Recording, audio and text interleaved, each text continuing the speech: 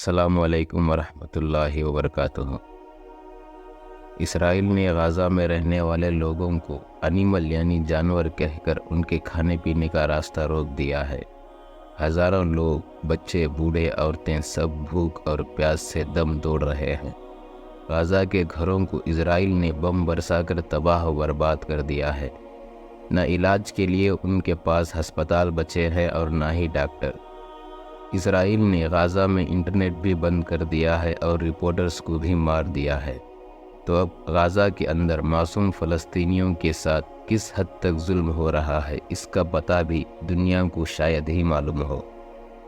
Second world war में Hitler ने लाखों इजराइलियों को बुरी तरह मौत के घाट उतार दिया था। उस वक्त इन फ़लस्तीनियों ने इन यहूदियों को, इजराइलियों को अपने देश में, अपने दिल में जगह दी, उनको अपने देश में रहने दिया था। अब इजराइल इन लोगों को इंसान नहीं जानवर कहता है। अब इजराइल फ़लस्तीनियों को, गज़ा को चारों तरफ से घेर लिया है। उनके लिए कोई मदद नहीं पहुंच सकती और उन फ़लस्तीनियों से कहता है अब इस देश को छोड़कर भाग जाओ। हम सभी जानते हैं कि सालों से हज़ारों फ़लस्तीनियों को, जिनमें बच्चे, बूढ़े, औरतें, सबको इजराइल मौत के घाट उतारता आ रहा है और उनको ज़बरदस्ती उनके घरों में घुस जाता है और उनको इजरायली कैद खानों में बंद कर देता है, जिनका दुख दर्द पूछने वाला कोई नहीं है। इन लाखों मौतों पर और उसके जुल्म पर दुनिया खामोश रहती है और हम भी खामोश रहते हैं। लेकिन जब फ़लस्तीन उनके लिए उन्हीं की ज़मीन को तंग कर दी जाती है, उनको उनके ही देश में कैद खाने की तरह रहना पड़ता है, उनके तमाम हुकूक़ छीन लिए जाते हैं, उनकी आज़ादी ख़त्म कर दी जाती है, तो वह अपनी दिफा के खातिर कुछ भी करे तो ये दहशत गर्दी लगती है दुनिया को। खैर, अब इस इंटेलिजेंट दुनिया को क्या कहें। और अरब देशों का हाल ये है कि वो खुलकर इजराइल के ख़िलाफ़ बोलते भी नहीं।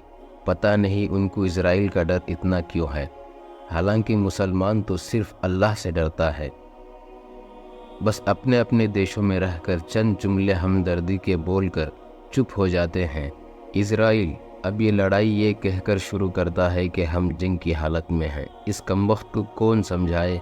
जब से ये लोग फ़लस्तीन में आए और धीरे धीरे फ़लस्तीनियों की ज़मीन उनको उनसे छीनने लगे, तब से फ़लस्तीनी जंग की हालत में हैं। सब कुछ तो हम जानते हैं, हम आम लोग हैं, क्या कर सकते हैं। हमें ज़रूर इन फ़लस्तीनियों के लिए दुआ करनी चाहिए। हम सब चाहते हैं कि कोई ताकतवर आए और फ़लस्तीनियों की मदद करे। इस काम के लिए सलाहुद्दीन अय्यूबी जैसी हिम्मत और जज्बा चाहिए, जो आज हम मुसलमानों में नज़र नहीं आता। इजराइल के पीछे पूरे यहूदियों का एजेंडा है। अमेरिका जैसी ताकतवर मुल्क भी है, सब कुछ है, लेकिन फ़लस्तीनियों के पीछे हम मुसलमानों का वो हमदर्दी वाला और उख़ुवत और भाईचारगी वाला रिश्ता नहीं जो रिश्ता सलाहुद्दीन अय्यूबी को था। सबसे पहले फ़लस्तीनियों का ये कि बेशक ये लोग इस मुबारक सरज़मीन की हिफाजत करते हुए शहीद हो जाएं तो भी इनकी कामयाबी है, और इस सरज़मीन को बचाते हुए ज़िंदा भी रहें तो भी उनकी कामयाबी है। ये जंग दो तरह के इंसानों के बीच है, जिनमें से एक वो जो अल्लाह को अपना रब मानते हैं और एक वो जो अल्लाह के दुश्मन हैं, जिन्होंने ज़मीन में बहुत ज़्यादा सरकशी मचाई है। दुश्मन बड़ा है, मुसीबतें, आजमाइशें, जुल्म बड़ी लगें, लाचारी महसूस हो तो याद रखो ये दुनिया बहुत छोटी है। बड़ा तो कहकशां है, आसमान है, जहान है, इससे बड़ा अर्श है। अल्लाह अकबर, सबसे बड़ा तो अल्लाह है। हाँ, अगर उस अजीम रब का नाम लेने पर, मुसलमान होने पर हम पे जुल्म, दुश्मनी, नफ़रत करे या जान भी ले ले हमारी, या आखिर दुनिया वाले, तो याद रखना ये एज़ाज़ की बात है हमारे लिए। नबियों और सहाबा का एज़ाज़ है ये। याद रखना मौत के बाद कुछ नहीं, फिर सब कुछ है आगे इंशाअल्लाह। ये रुतबा बुलंद मिला जिसको मिला, अल्हम्दुलिल्लाह। ये एक बहुत खूबसूरत बात बताऊं, हम अल्लाह के हैं और अल्लाह ही की तरफ लौट कर जाना है। कभी कुफ्र के आगे बेबस मत महसूस करना। खुशी से कहना, मेरे मालिक मुझे काफ़ी سہارے تیرے نصرت کے، میں تنکوں کے سہاروں کو نظر انداز کرتا ہوں۔ یہ اعزاز کی بات ہے ان فلسطینیوں کے لیے۔ اسرائیلیوں کا حال تو اللہ نے قرآن میں اچھی طرح بیان کر دیا ہے۔ یہ لوگ اللہ کی نظر میں اللہ کو سب سے زیادہ ناپسندیدہ ہے، کیونکہ اللہ نے ان کو نبی اور رسولوں کے ذریعے بہت اونچا مرتبہ اور مقام بخشا تھا۔ ان کے لیے فرعون کو پانی میں غرق کیا تھا، ان کے لیے جنت سے منہ اور سلوہ اتارا تھا، لیکن یہ لوگ ہمیشہ اللہ کی نافرمانی کی، رسولوں کو قتل کیا اور زمین پر فساد مچاتے رہے۔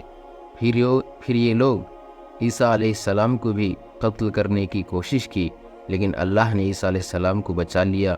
اس سرکش قوم کو اس کے انجام تک پہنچانے کے لیے پھر اللہ عیسیٰ علیہ السلام کو اس دنیا میں بھیجیں گے، تب یہ لوگ اصل میں جانوروں جیسی حرکتیں کرتے ہیں، ان کو پوری طرح عیسیٰ علیہ السلام کی سرپرستی میں ختم کیا جائے گا۔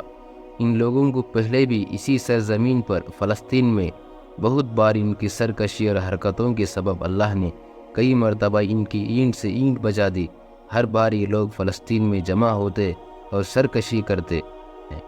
اللہ کی قسم، ان لوگوں کی چال بازیاں اور فساد کبھی ختم نہیں ہوا، اور اس بار بھی یہ لوگ فلسطین میں جمع ہو رہے ہیں اور فلسطینیوں سے ان کی زمین اور جینے کا حق چھین رہے ہیں، لیکن اس بار ان کا انجام اللہ پوری طرح دے گا۔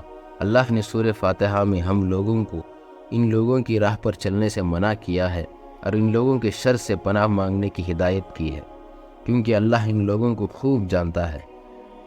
ہم لوگوں کو پہلے تو ان سرکش لوگوں کی شر سے اللہ کی پناہ مانگنی چاہیے، اور ہم کو اور ہماری نسلوں کو ان یہودیوں کے راستے پر طور طریقوں پر چلنے سے رکنا چاہیے، اور چاہیے کہ ان کی طرف سے کتنا بھی فساد ہو دنیا میں، ہمیں حق پر صبر کے ساتھ قائم رہنا ہے، اور ہمیں کسی بھی مشکل میں اللہ سے نا امید نہیں ہونا ہے۔